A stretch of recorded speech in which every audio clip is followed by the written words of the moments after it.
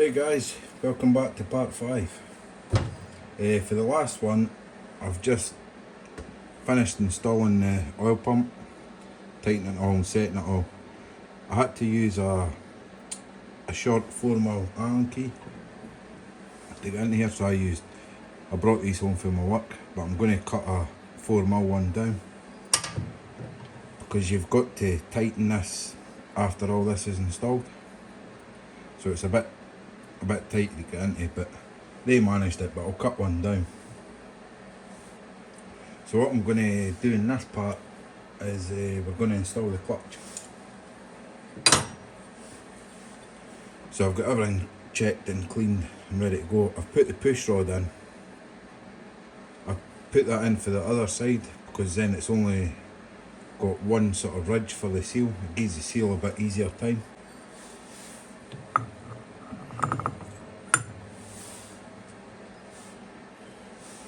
Always use a brand new circlip. So the first plate you want to put in is the one that's got a chamfer on it, and that sits up against the basket.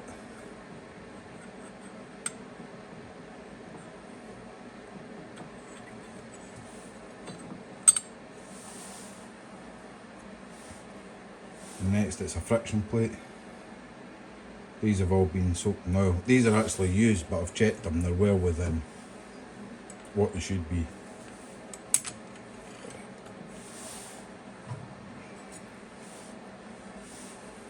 The steel plates I've checked for flatness and they're absolutely fine. You can check them on anything that's kind of a bit of glass or whatever. I've got a surface plate, so I tend to use that because it's a bit accurate.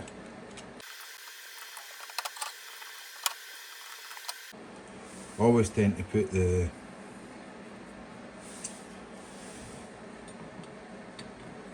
clutch plates the same way. So like a circlip, they're stamped, so they've got a rounded edge and a flat edge. So I always put the flat edge out or the round edge out. With the plate with the chamfer, the actual edge facing out this way is flat, so I've just put all these all the same way. If you look at that, it's got a flat edge, and you can see it's got a curved edge, just where they stamp it.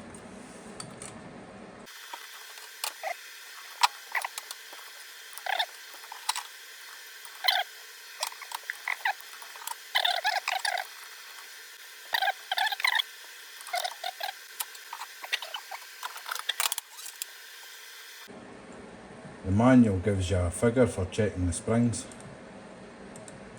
much like in my valve spring video, but these are heavier duty, so they're way above that.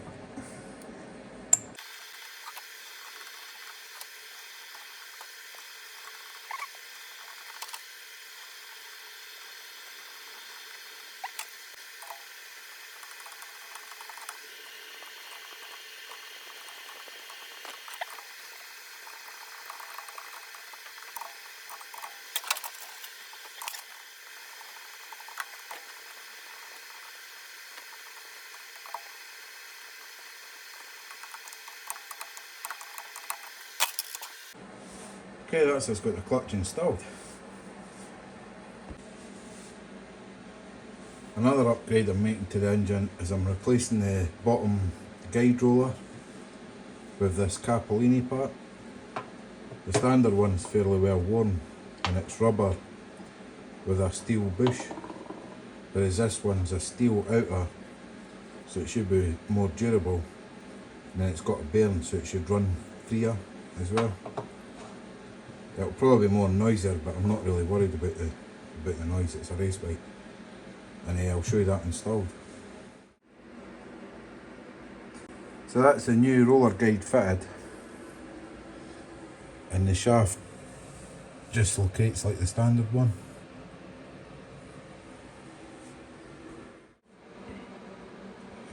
Okay, so the next part of the puzzle is pistons, and the ones we're using is the Megas. Pretty much everybody that races a Honda runs these pistons, but for those who don't know, it's Omega Pistons.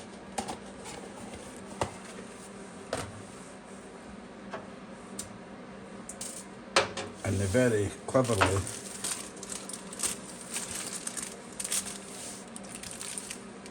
bag the rings up. So you get your top, your middle, then your oil ring. But if you don't have it like that, the easiest way to tell the difference is you've got your oil scraper ring. Then that's got two rings that go at either side of it. These are really thin.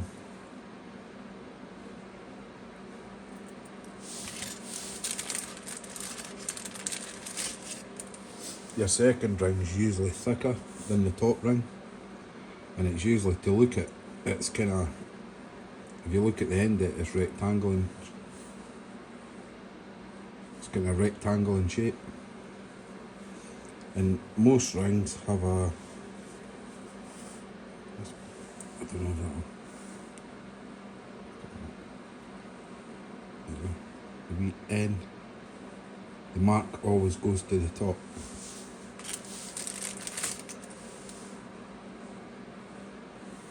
See it clear. That's your top ring there. A lot of the modern rings have got a groove in this top edge, but these don't, they're just straight back. You can normally tell as well because the top ring's usually silver in colour. But that's the rings. And that's our piston there. I've already installed one of the clips. I was always taught that you install the clip either at the bottom or at the top, not at the sides.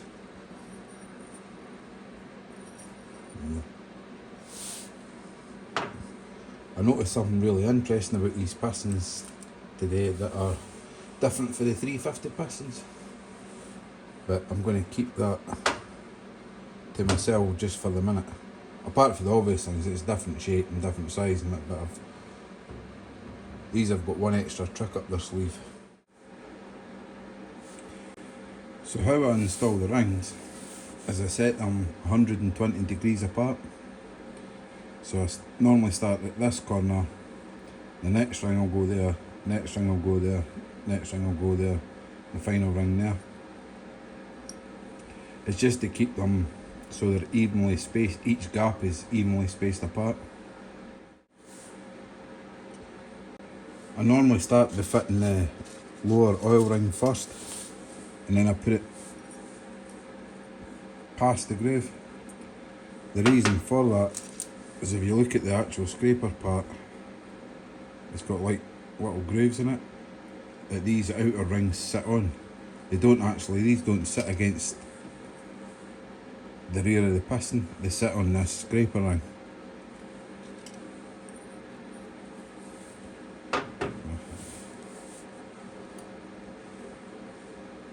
Might be some fairly dodgy camera work, even more dodgier than normal.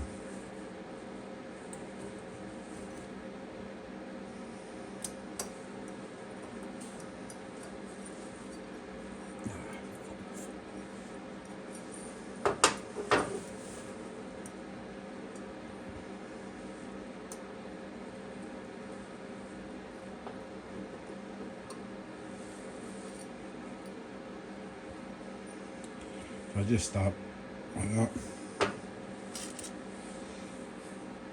These rings actually have a band in them.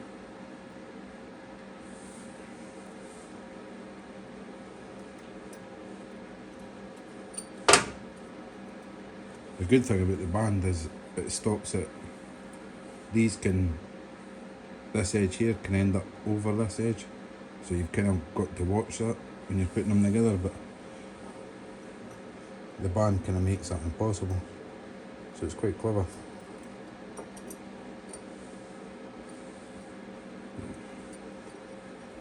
Then we can just pull.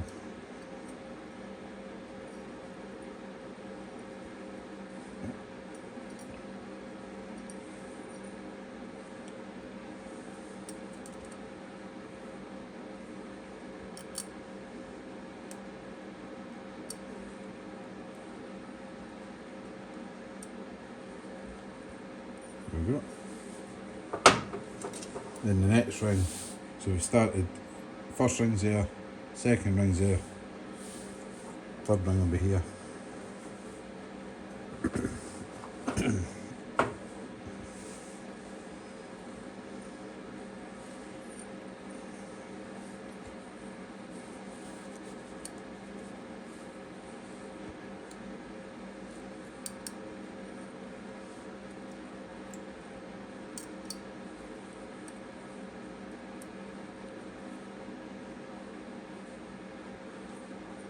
So that's the oil ring installed.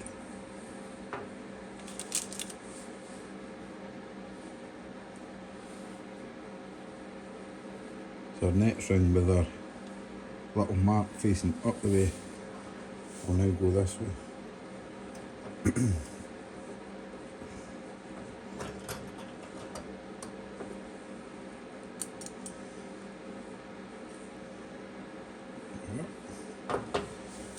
And our final ring will end up facing towards the exhaust side.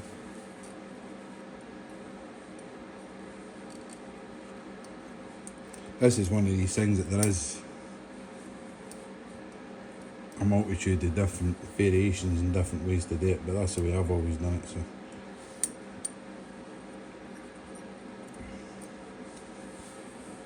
that's the rings installed.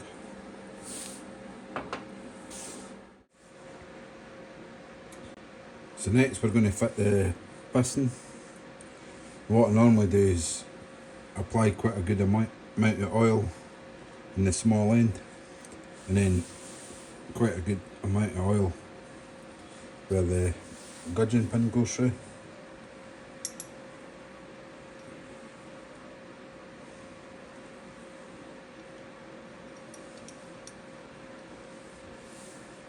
Just for the height of sadness, I've got my oil, my Castrol oil in a Castrol can.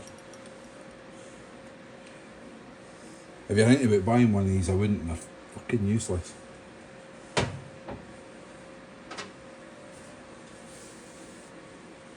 So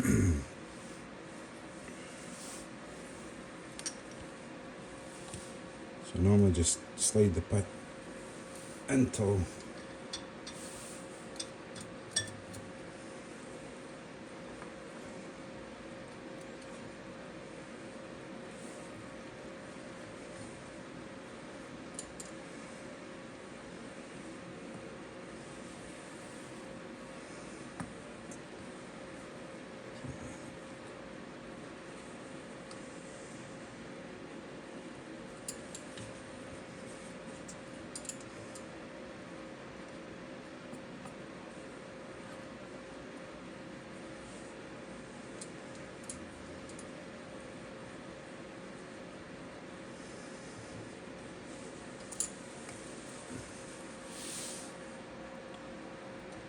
there we go, that's a pin in. The next bit will be to install the clip, but I need to kind of try and move the camera so it's not on my road, because this is my probably the least favourite part of building an engine, especially on these pistons.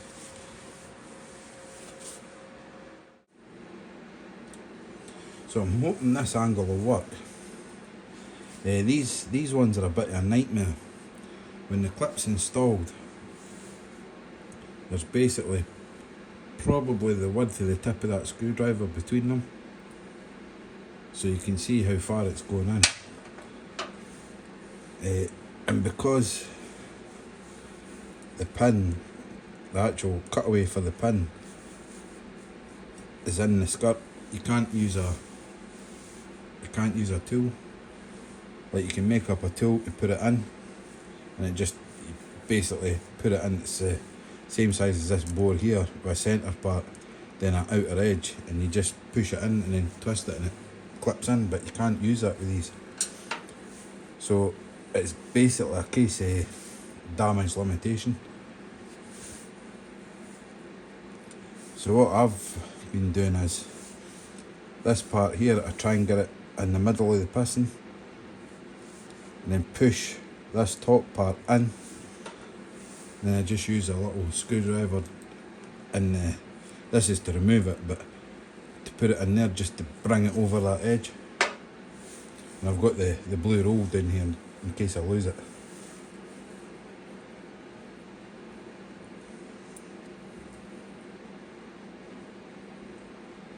The reason I'm using these bikes, I'm running on castor oil, so I'm not using any assembly lube. I'm just using the oil because I don't know how much it's true, but I've read all these horror stories that you can't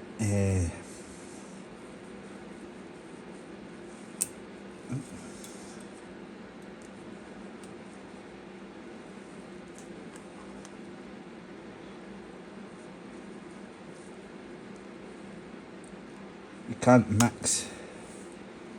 There we go. Just make sure that's seared. You can't mix castor oil with any sort of modern lubricants. How much of that is true I don't know, but at the kind of money I'm spending on this, I don't want to find it. So I'm just kind of building it using castor oil. But there we go, that's the pistons installed, so the next thing will be the barrels.